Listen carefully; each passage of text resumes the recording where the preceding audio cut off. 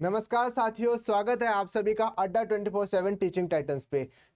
हम यहाँ पर इस प्लेटफॉर्म पर आपको टीचिंग एग्जाम्स के लिए साइंस पढ़ा रहा होता हूँ और हमारे साथ है गुरिंदर सर जो कि आईआईटी तिरुपति से हैं, जो टीचिंग एग्जाम्स के लिए आपको मैथ्स पढ़ा रहे होते हैं। तो जिस तरीके से गुरिंदर सर, कल बिहार टीआरई 4.0 की प्रेस कॉन्फ्रेंस हुई है, बच्चों के बहुत सारे सवाल आ रहे हैं, जैसे कि नेगेटिव मार्किंग होगी या नहीं होगी, अदर स्टेट वाले एलिजिबल होंगे या नहीं होंगे, ओटीआर होगा, और सबसे बड़ा सवाल कि प्री और मेंस होगा कि नहीं होगा। इस चीज का बच्चों को बहुत ज्यादा कंफ्यूजन है। तो साथियों, आज गुरिंदर सर इन सभी डाउट्स को आपके क्लियर कर रहे होंगे। बच्चों के बहुत सवाल है गुरिंदर सर, तो इनके बारे में थोड़ा सा उनको गाइड कीजिए। नमस्कार दोस्तों, मैं हूं गुरिंदर सर, आपका टीचिंग अड्डा टीचिंग टाइटंस पर हम आपके साथ मैथ्स पढ़ते हैं। और जैसा कि अंशदाम सर ने बताया कि देखो, जो नोटिफिकेशन सर आया है उसमें बच्चे एक्चुअली काफ़ी कंफ्यूज हैं। बच्चों को ये समझ नहीं आ रहा कि यार एग्ज़ाम कब आ सकता है बिहार टीआरई 4.0 का, और ओटीआर मुझे ये भी समझ आ रहा है कि ओटीआर ही नहीं पता चल रहा बच्चों को कि ओटीआर क्या है ना, किस तरह से चीज़ें होंगी। तो मैं आपको बहुत ही ईजी वे में बताना चाहता हूँ।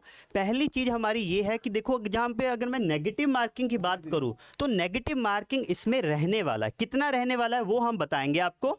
और एक और चीज जो हमारे पास है, इसका एग्जाम डेट कब होगा। तो वो चीज है ना, बच्चे मतलब अभी क्या है ना कि बच्चा जब तैयारी करता है सर, बच्चा जब तैयारी करता है वो अदर एग्जाम्स भी देखता है कि यार मैं ये भी दे दूं ये भी दे दूं, है ना। तो डेट जानना बहुत जरूरी हो जाता है। देखो यहां पर सिंपल सी बात है, आपको लिखा हुआ है कि आपका लेट दिसंबर 2027 और जनवरी के स्टार्टिंग में आपका ये डेट पक्का पक्का श्योर है। इस पर 100% तुम मोहर लगा सकते हो डेफिनेटली, ठीक है।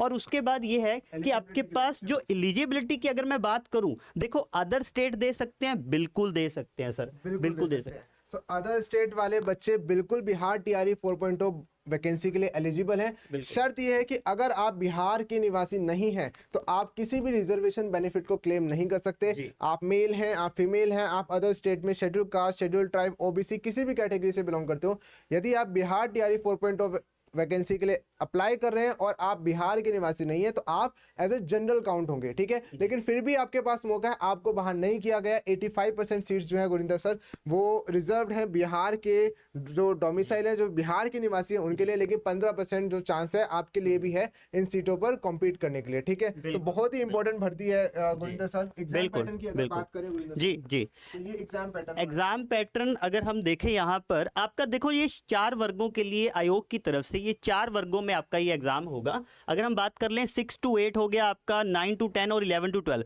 सर अगर मैं बात करूं कि 6 to 8 और आपका 9 to 10 ये आपका इजी प्लस मॉडरेट लेवल होता है। तो इसमें बहुत सारे बच्चे और करते हैं, प्री भी क्वालिफाई करते हैं, और 11-12 आपका होना थोड़ा टफ साइड रहता है, ठीक है। और एक और चीज सर, बच्चे मैं देख रहा था कंफ्यूज इस चीज में है कि नेगेटिव मार्किंग में वही चीज बता रहा हूं। देखो 1/3 तुम्हारा नेगेटिव मार्किंग रहने वाला है। नेगेटिव मार्किंग देखो, हम तो यही चाहते हैं कि यार नेगेटिव मार्किंग ना हो, पर हमारे हाथ में कुछ नहीं है सर, वो आयोग डिसाइड करेगा।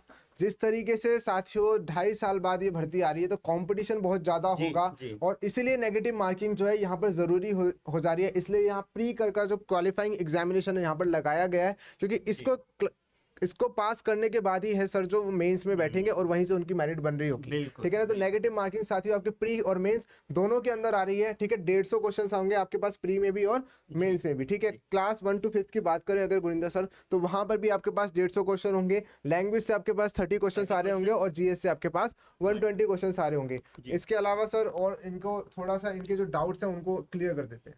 बिल्कुल बिल्कुल, एक और डाउट था सर, जैसे कि ओटीआर क्या है। ओटीआर मैं बताना चाहता हूं, ओटीआर आपका है वन टाइम रजिस्ट्रेशन, ठीक है। आपको एक बार एक नंबर से आपको रजिस्ट्रेशन करना है, उसमें बिल्कुल भी कमी नहीं चलेगी, क्योंकि बहुत सारे बच्चे अगर फॉर्म ही गलत भर देंगे तो बहुत ज्यादा प्रॉब्लम हो जाएगी आयोग के लिए भी। बिल्कुल, और ये भर्ती जो है आपके हाथ से चली जाएगी। बिल्कुल बिल्कुल बिल्कुल। और एक और चीज यहां पर ऐड करना चाहता हूं, देखो नियर अबाउट भी आपके 5 लाख बच्चे ये पेपर देने वाले हैं सर, पक्की बात है। क्योंकि वही चीज मैं बोल रहा हूं कि अगर 2.5 साल के बाद कोई भर्ती आ रही है तो हर बंदा, हर टीचर कहीं पर भी बिल्कुल बिल्कुल वो तैयार है कि यार मुझे मौका मिले और मैं बच्चों को पढ़ाऊं, है ना। बिहार जैसे स्टेट में बहुत सारी चीजें रहती हैं यार, एक सपना होता है एक बंदे का कि यार मुझे टीचर बनना है। क्राउड भी बहुत ज्यादा है। जी जी जी, क्राउड भी बहुत ज्यादा है। और एक और चीज इसमें मैं ऐड करता हूं, देखो 5 लाख बच्चे सर अगर पेपर दे रहे हैं तो वहां पर नॉर्मलाइजेशन रहता है जी, बिल्कुल सर। क्योंकि देखो 5 लाख बच्चों का पेपर एक दिन में लेना पॉसिबल ही नहीं है सर, पॉसिबल ही नहीं है।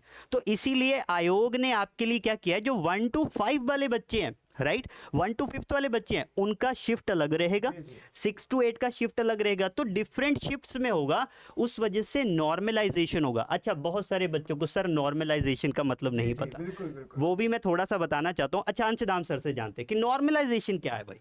सो साथियों, जैसे आपको पता है कि इस जो बिहार शिक्षक भर्ती, बिहार टीआरई 4.0 है, इसमें बहुत ज़्यादा टफ कंपटीशन रहने वाला, बहुत ज़्यादा बच्चे जो है गुरिंदर सर अप्लाई करने वाले हैं। तो एक दिन में एग्जाम कंडक्ट कराना आयोग के बस की बात नहीं है, तो एग्जाम जो है वो अलग अलग शिफ्ट्स में हो रहा होगा, और ऐसा हो जाता है कि गुरिंदर सर किसी शिफ्ट में कंपेरेटिवली पेपर थोड़ा ईजी आ जाता है, किसी शिफ्ट में कंपेरेटिवली पेपर थोड़ा डिफिकल्ट एंड पर महसूस होता है, ठीक है।